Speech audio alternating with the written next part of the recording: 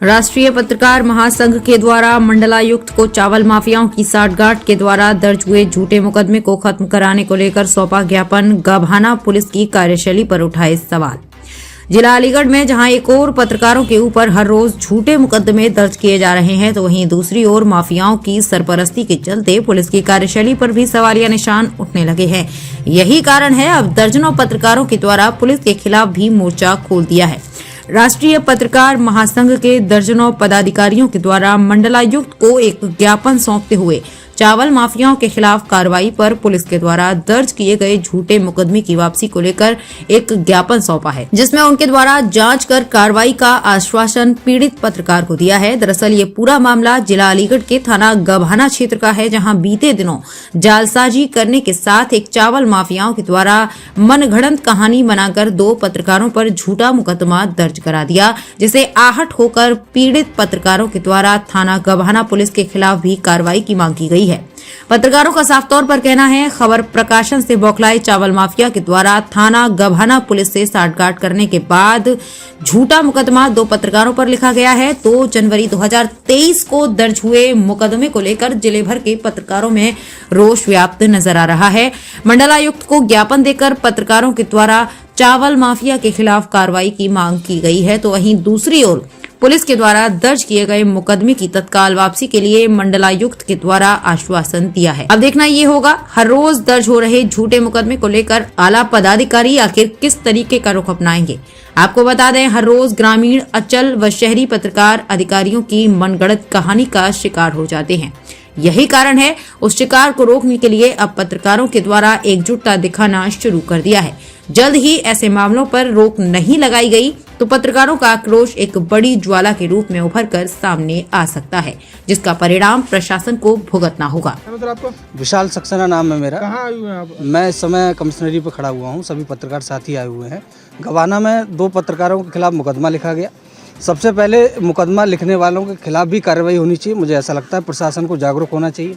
Commissioner साहब को इस बात से अवगत कराने का हमारा जो उद्देश्य था वो यही था। सभी पदाधिकारी यहाँ मौजूद हैं कि उन पुलिस वालों ने भी मुकदमा कैसे लिखा। क्या उनको ये नहीं पता है कि पत्रकार स्वतंत्र है, स्वतंत्र रूप से अपनी आवाज़ को उठाता है? तो इस बात का ध्यान रखना चाहिए था। इसकी जांच हो और प्रशासनिक जो लोग इसमें इन्वॉल्व होते हैं, जो मिलकर के चावल माफियाओं के साथ में अवैध उगाही करते हैं और करवाते हैं, ऐसी गाड़ियाँ भी पकड़ी जाती हैं कि पत्रकार, जितने भी यहाँ पत्रकार साथी मौजूद हैं सभी को पता है।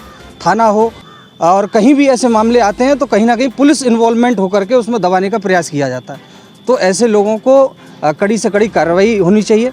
पत्रकारों को मुकदमे से बिल्कुल मुक्त कर देना चाहिए, मुझे ऐसा लगता है। और बाकी आप सभी जितने भी आज पदाधिकारी आए हुए हैं, सभी पत्रकार साथी आए हुए हैं, उनसे एक ही निवेदन है, संगठित हों और एक दूसरे। सर, आज किस तरीके का ज्ञापन दिया गया है? अभी 2 तारीख में 2 पत्रकारों के खिलाफ झूठा मुकदमा लिखा गया था गभाना थाने में, जिसको लेकर के हम कमिश्नर साहब के हम माननीय मुख्यमंत्री के नाम एक ज्ञापन देने आए हैं कि आए दिन जो पत्रकारों पर झूठे मुकदमे किए जा रहे हैं तो उसको बंद किया जाए और हमारे ये जो 2 पत्रकार हैं उनके खिलाफ जो मुकदमा है ये भी वापस लिया जाए, वरना हम सब लोग मिलकर राष्ट्रीय पत्रकार संघ नहीं बल्कि सारे संगठन मिलकर पूरे भारतवर्ष में आंदोलन करेंगे। किस तरीके का आश्वासन मिला है? अभी कमिश्नर साहब तो छुट्टी पर थे, मैम को दिया है।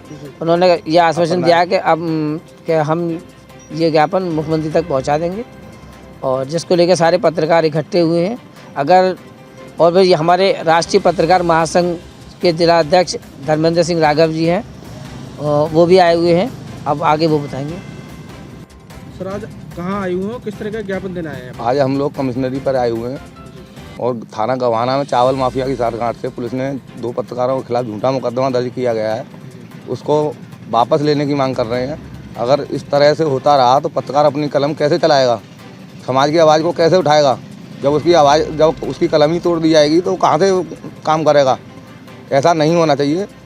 इसको लेकर हमने एक ज्ञापन अपर आयुक्त को सौंपा है और माननीय मुख्यमंत्री जी से मांग की गई है कि पत्रकार उत्पीड़न बंद हो। किस तरीके का आश्वासन मिला है? अपर आयुक्त महोदय ने आश्वासन दिया है कि मुख्यमंत्री तक हमारा ज्ञापन पहुँचाएंगे।